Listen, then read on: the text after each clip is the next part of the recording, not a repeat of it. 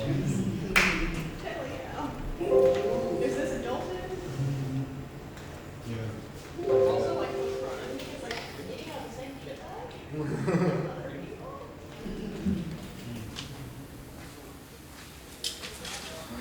Jonas, was machst du? Ich musste ganz kurz was erledigen, dachte ich. Ja, ich habe mir Sorgen gemacht. Ich bin da. Wir können anfangen. Ja, okay. Set? Okay, dann gehen wir jetzt los.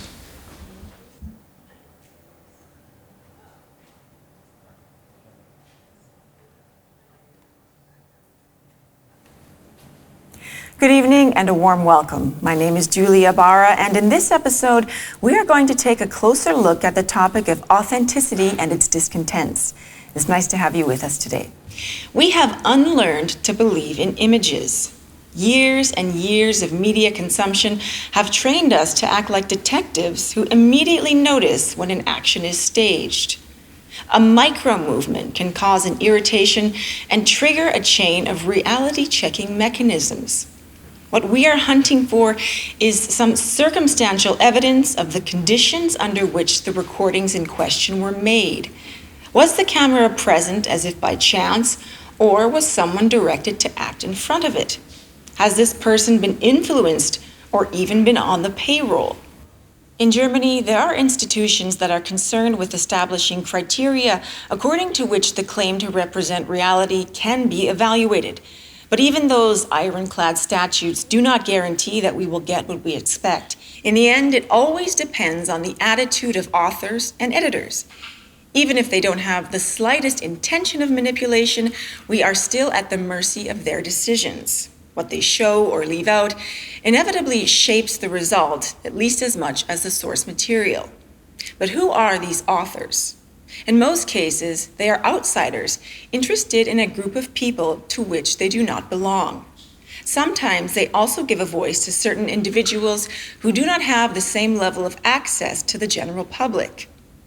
Most importantly, however, they provide insight into the world of others, to those who, like the authors, do not identify with any particular group.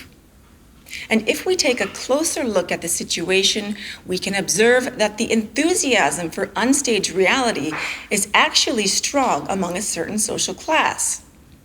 For this reason, it may be hardly a surprise to us how much broadcasting space is offered for the voyeuristic needs of a bourgeois middle class.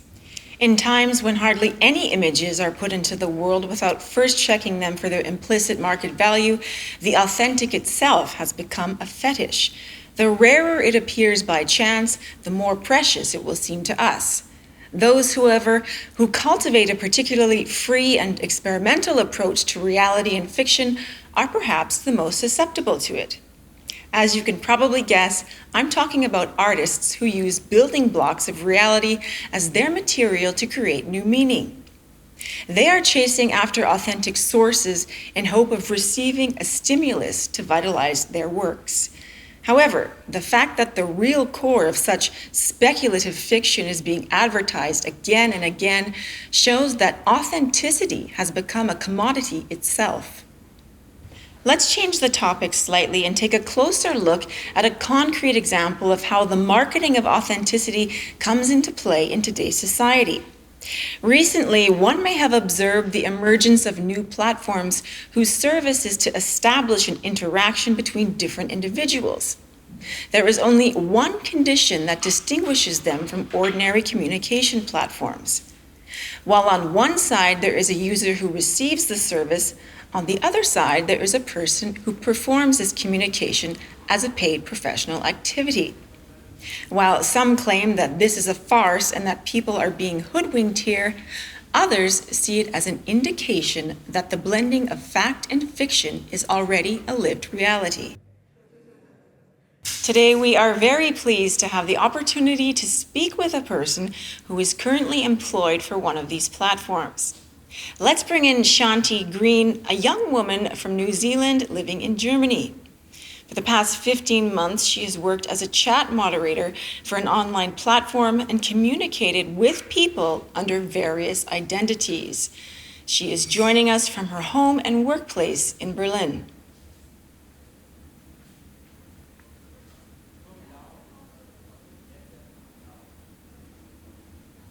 Shanti, could you explain a bit more about what it entails to embody multiple imaginary identities in the setting of a chat conversation with different customers?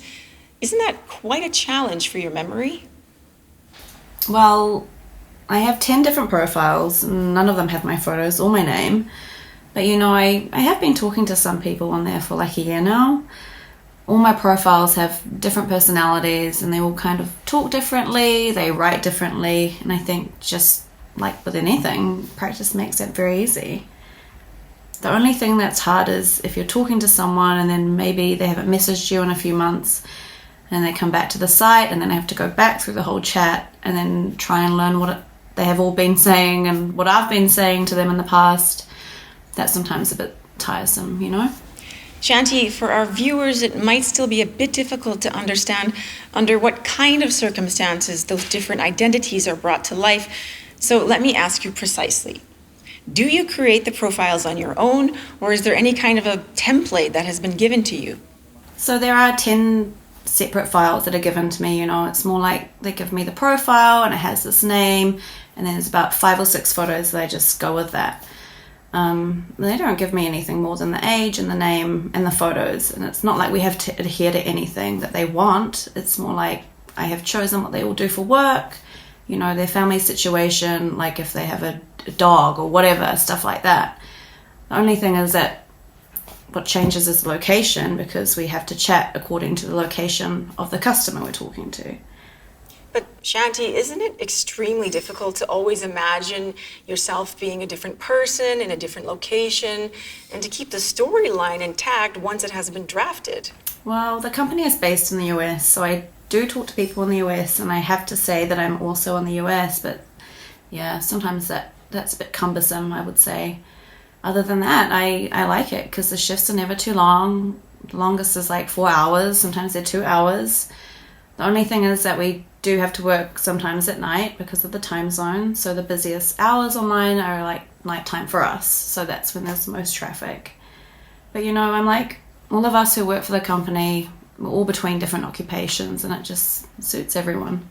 The platform started in January 2020. So it was really just in time with the pandemic. And it has been like a safety blanket for a lot of us. Well, doesn't it seem a little strange to you that you are doing something as natural as establishing a personal relationship as an occupational activity? And aren't the people on the other side still expecting to meet you at some point? Well, I have been talking to some people for a year, and I guess they know we're never going to meet, or they don't want to meet as well. A lot of them just want to talk to someone, and they just want to have that sort of connection. A lot of them do live in quite remote areas, so for different reasons they have a hard time meeting people, meeting friends, meeting lovers.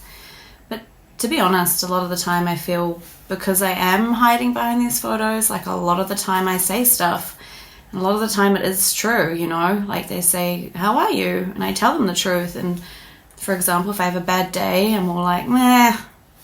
And I'll talk about my family or talk about work or whatever. Work is harder though, because I have different jobs for the different girls. But then again, I also have different jobs and occupations in my real life, so this is just one of them. It is a normal job for me, and I put just as much effort into doing a good job with that as I do with my other jobs or other activities.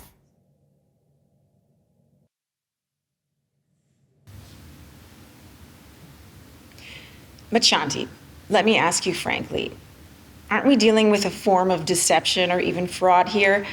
After all, the customers pay for you to chat with them, while you, on the other hand, are getting paid to nurture this conversation.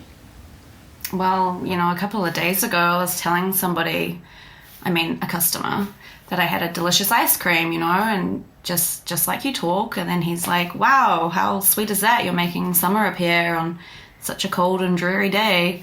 And at first I was embarrassed that I made the mistake and I didn't check what the weather was like in North Carolina or Colorado or wherever. But then I realized one thing.